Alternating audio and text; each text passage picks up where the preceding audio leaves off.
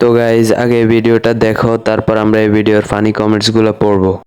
পাকিস্তান আর ইন্ডিয়ার যুদ্ধ তো শুরু হয়ে গেল। তো এই দুই দেশের লিগে আমার একটা অফার আছে। যদি এই যুদ্ধে আপনাকে আর্মি লাগে তাহলে আমাকে লগে যোগাযোগ করেন। আমাদের দেশে আবার প্রচুর পরিমাণ বিটিএস আর্মি আছে।